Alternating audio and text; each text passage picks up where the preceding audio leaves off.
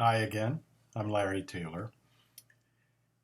I was thinking about the whole concept of, or the whole issue, I guess would be a better word, of poverty.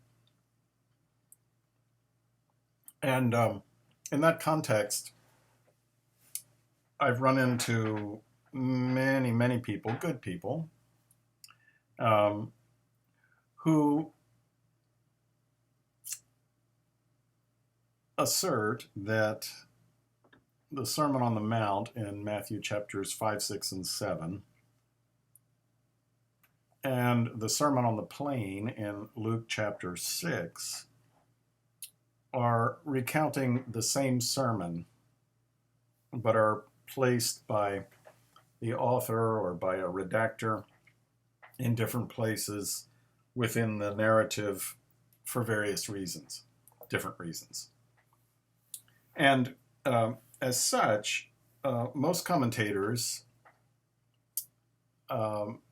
interpret the Sermon on the Mount, Matthew 5, 6, and 7, particularly the Beatitudes, first part of Matthew chapter 5, as being kind of the interpretive framework in order to understand Luke. So Luke chapter 6 is interpreted in light of Matthew chapter 5. So when Luke says in chapter 6 and verse 20, "Blessed are you who are poor, for yours is the kingdom of heaven," they say, well, we turn over to Matthew, and there Matthew has Jesus saying, "Blessed are the poor in spirit." So what Luke really meant was that we're to be poor in spirit, and then they go on explaining what poverty of spirit is. Now, I've talked about this elsewhere, but I see the two sermons as being very similar but separate. I believe they were spoken at different times. They were spoken in different locations, and they have a different message. So it's absolutely true. Blessed are the poor in spirit, and the emphasis there is on having a humble heart, recognizing your brokenness and your need for God. But over in Luke, I think Jesus here in Luke chapter 6, I believe is talking about money. And the reason I say that is because of the contrast that he sets up. Blessed are you who are poor, for yours is the kingdom of heaven. And then in verse 24, but woe to you who are rich, for you have received your consolation. And he does that with all of these phrases in Luke chapter 6. Blessed are you who are hungry now, for you will be satisfied. And woe to you who are full now, for you shall be hungry. Blessed are you who weep now, for you shall laugh. Woe to you who laugh now, for you shall mourn and weep. Blessed are you when people hate you and persecute you. Woe to you when people speak well of you. Now, I understand why Luke chapter 6 is a struggle, because what is good about being poor? What's good about being hungry? What's good about mourning, weeping, sadness, grief? What is good about being persecuted? And particularly if you translate the word blessed as having to do with happiness, then how is it that poverty and hunger and sorrow and grief, how do those things bring about happiness in any sense? What is Jesus talking about here? Well, I think Jesus, first of all, is saying that he welcomes those who are oppressed, who are poor, who are despised, who are outcasts, those who are struggling to find even the basic necessities of life. Jesus says, in essence, I welcome you with open arms. And of course, we could add a footnote and say, well, Jesus welcomes everyone, and that is true. Come unto me, all you who labor and are heavy laden, and I'll give you rest. Certainly that applies to emotional and spiritual sorrow and oppression and being heavy laden in that sense. Aware of your brokenness at whatever level, whatever your circumstances in life, Jesus invites us to come to him just as we are. But it is those who recognize their brokenness who most readily come to receive from Jesus.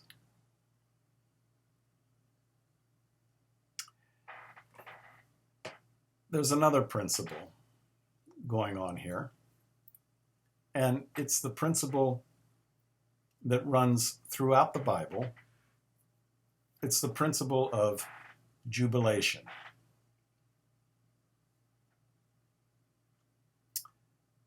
You may recall that in the Old Testament law, God set up this system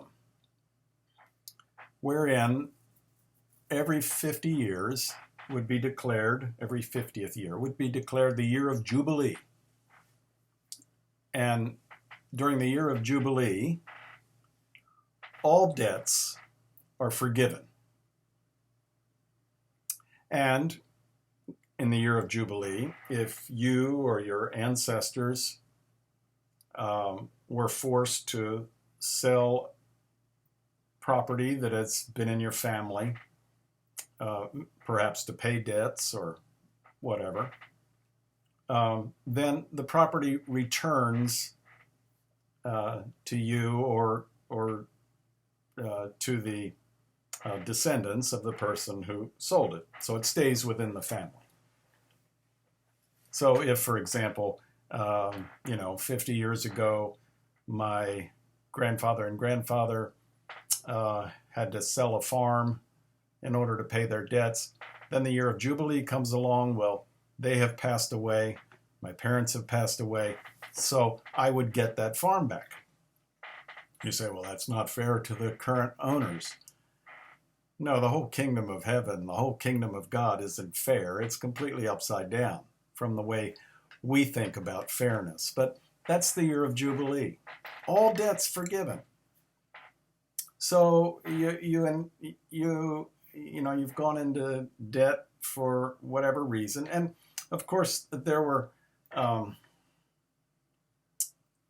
modifications that were placed around it because an unscrupulous person, could purposely go into debt knowing that, next year is the year of Jubilee, so I'm not going to have to pay this back. So things like that were not allowed. And the whole system was set up on the assumption that this is a community of faith under the authority of God, and therefore people are being honest and fair with each other. Now, as far as I know, historically, there is no record of the Jewish people ever keeping the year of Jubilee. If they did keep it, it wasn't more than once, perhaps twice. They probably didn't at all. It seems to be part of the law of Moses that just from the beginning, people looked at it and they said, well, that's absurd. We can't do that. We're not going to do that. There's some sort of mistake's been made here, And they set it aside. Now, a lot of Christians do exactly the same thing with the Sermon on the Mount in Matthew 5, 6, and 7. And they do the same thing with the Sermon on the Plain in Luke chapter 6. A lot of Christians have historically, for centuries, set the whole Sermon on the Mount aside. Now, for the first 300 years of church history, universally, believers and there were many of them. The church was growing rapidly.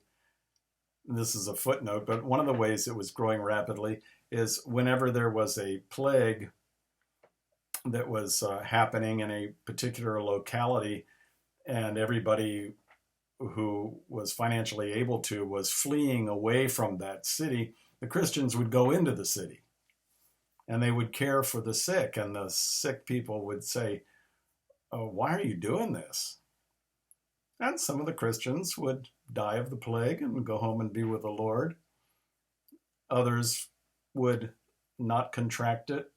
Some of those that they were caring for got better.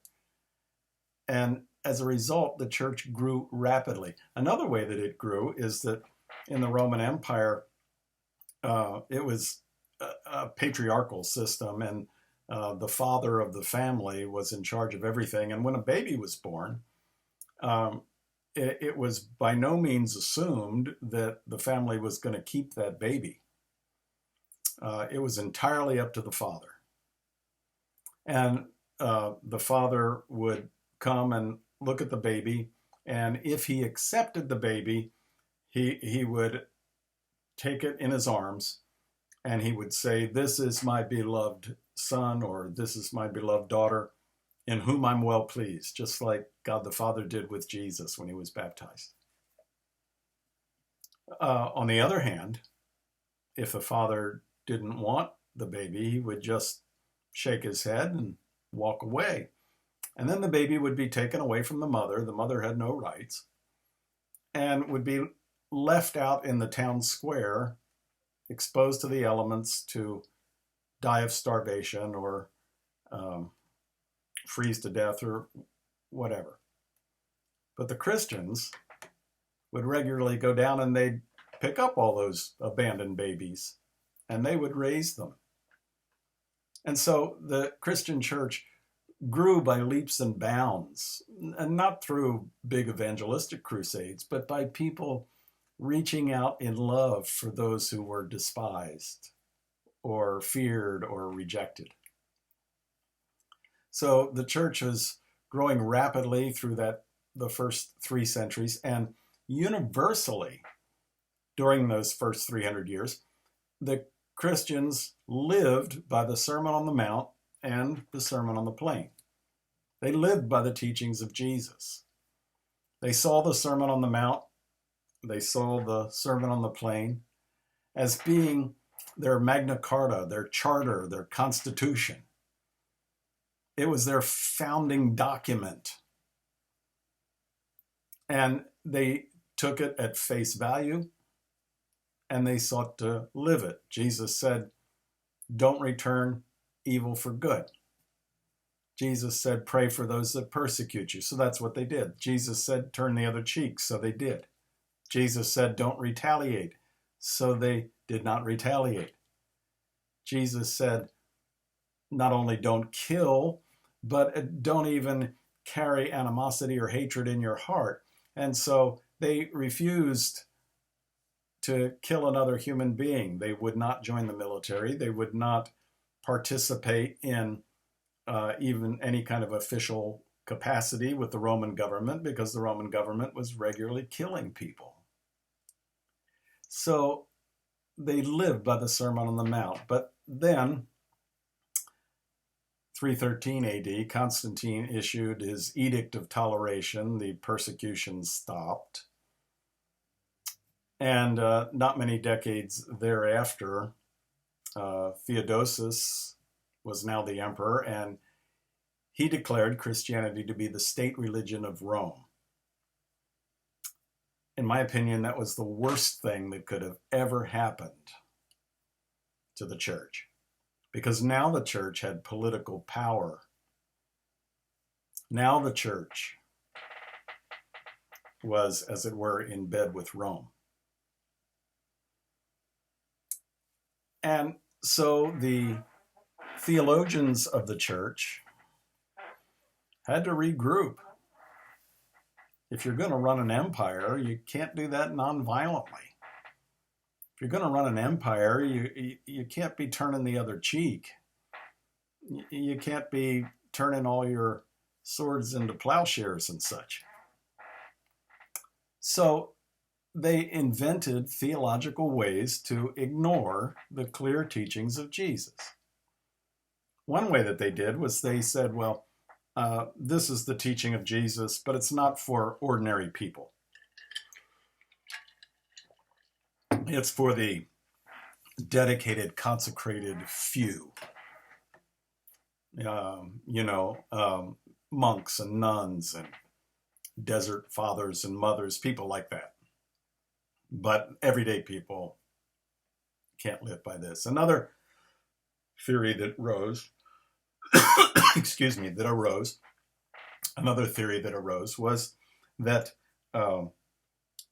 Jesus never really intended for us to do what the Sermon on the Mount and the Sermon on the Plain tell us to do. Instead, he was showing us the impossibility of living up to God's standards so that we would just cast ourselves on grace. In the Middle Ages, Martin Luther came along, Protestant Reformation, and he came up with a theory that they called the two kingdom theory. It's kind of like you wear two different hats. So when you're wearing your Christian hat, yes, you turn the other cheek and go the second mile and forgive your enemies. But if you're in a place, for example, you're a head of state or you're a general in the army or something of that sort, when you are in that capacity, then you wear the general's hat.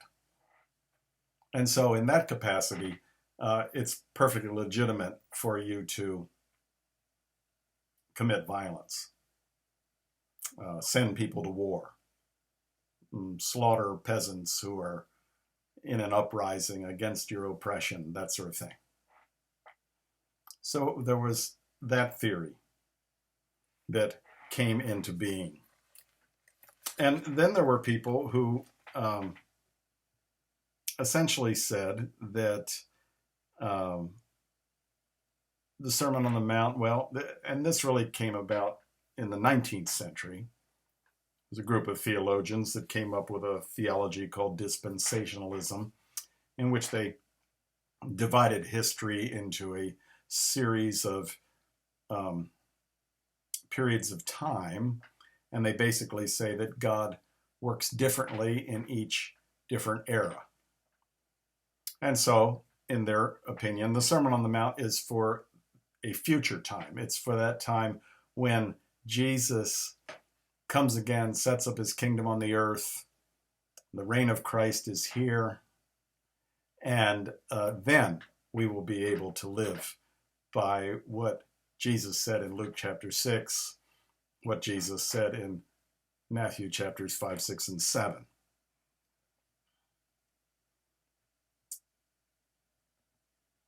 So you have these different ways of explaining away the teachings of Jesus.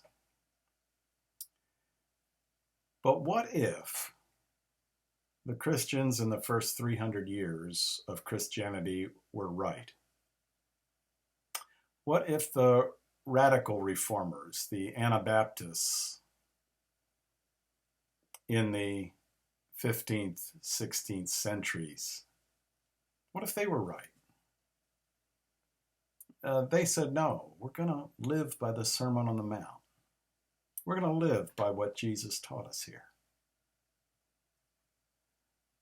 I saw a billboard once, and it had a pleasant caricature of that obviously was meant to reference Jesus. And it said, and I believe the character was holding a Bible in the picture. And then the caption said, what if it's true? It's a good question, isn't it?